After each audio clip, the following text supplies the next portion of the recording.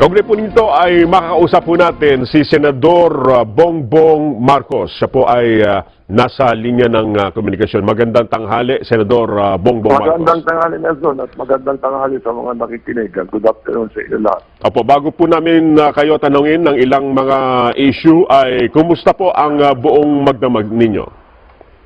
Ay talagang yung nababanggit na Plan B, mukhang talagang sinutuloy nila dahil iniipit ang mga pag-transmit ng mga ibang boto na galing sa baluarte ko para pinapalabas na nangunguna si Congressman Robredo. Pero ang katotohanan, pagka pinagsama-sama lahat ng boto, talagang panalo tayo. Kaya ginagawa namin ngayon ay tinitiyak na ay buo ang pag-transmit ng mga resulta ng pagbibilang at hindi lamang dun sa pilit para lang bigyan ng advantage si Congresswoman Robredo. Sa mga sandaling ito po ba, saan pang mga sinasabi niyong baluarte kayo maaring makakuha ng boto? I understand hindi pa ata pumapasok itong overseas absentee votes? Hindi. Isa pa yun. Pero yung tinutukoy ko talaga ay yung mga galing sa norte, yung mga malalaki, meron pa mga boto galing sa Isabela, galing sa Pangasinan. Opo. Galing sa ibang bahagi ng norte at hanggang ngayon hindi pa nabibilang at iba-ibang dahilan. Meron kuminsan may protesta doon sa lugar, kuminsan wala namang dahilan pero basta hindi nilalagay doon sa bilang ng PPCRB. Kaya nagtataka nga kami kung bakit iniipit-ipit. Yun ang sinasabi ko nga, ipipilitin na ipapalabas na tayo hindi tayo nakakuha ng lahat ng boto para manalo na. Ay kasi kapag pinagsama-sama mo yung mga botong hindi pa tinatransmit ay malayo na ang panalo ko. Kaya siguro trending na naman itong ating nakikita. Ito naman ang ginawa nila mula doon sa survey hanggang ngayon dito sa pag-report ng mga boto sa iba't ibang lugar ay hindi lumalabas. Yung isa pang nababalitaan namin ngayong umaga, yung sa Mindanao naman, alam naman natin laging pinag-iinteresan yung mga boto sa ARM at gano'n na naman ang nangyayari. As a matter of fact, meron silang may konting demonstration, may konting barikada ngayon doon sa Cotabato City dahil kinukuha ang boto, ang balota at saka machine. Dadalhin sa puluhan dahil baka pag nandun na magbago ang resulta at panalo naman tayo dyan. Kaya talagang kailangan bantayan ng mabuti at mailabas ang tunay na numero ng sabotohan sa Vice Presidente. Opo. Kaninang umaga ay may nakapansin po dito sa quick count na inilalabas po ng PPCRB. Between alas 4:30 ng madaling araw hanggang alas 5:30 ay nabawasan ang boto ni Escudero at nalipat kay Congressman Leni Robredo. Napansin din po ba ito ng kampo ninyo? Opo.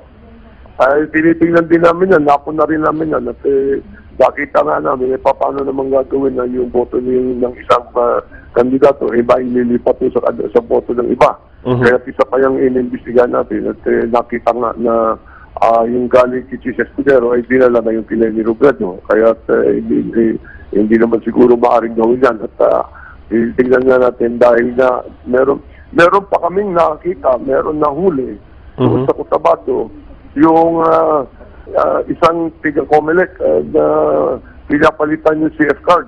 At huling-huli may picture pa kami. Okay. Kaya kitang-kita natin, inoperate nila na mabuti, dun lalo na sa ARM na para ibigay yung boto sa kanilang kandidato at kinukuha sa atin. Meron din po mga report na mga nag-malfunction na vote counting machine. Ano po ang magiging hakbang nyo tungkol dito? Well, yun isa pa yan. Meron mga kaso na vote counting machine na hindi na vote counting machine na nasira o may problema.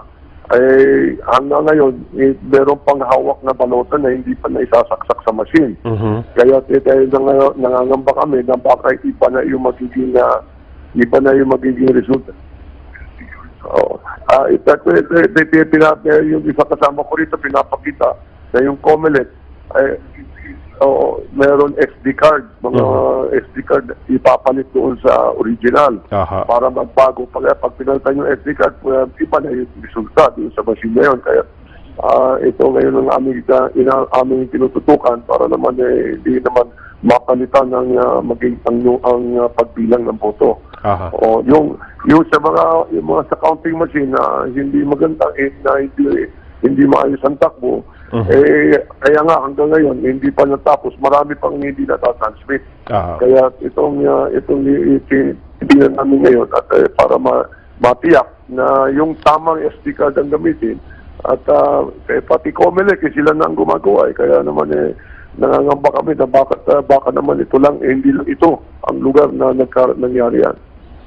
May nagtatanong din po, nabanggit kagabi ni COMELEC Chairman Andres Bautista na napansin niya, ang bilis ata ng turnout. Actually kami rin po na nagsasagawa ng pagre-report ay hindi pa namin tapos yung pag-encode, may bago na naman.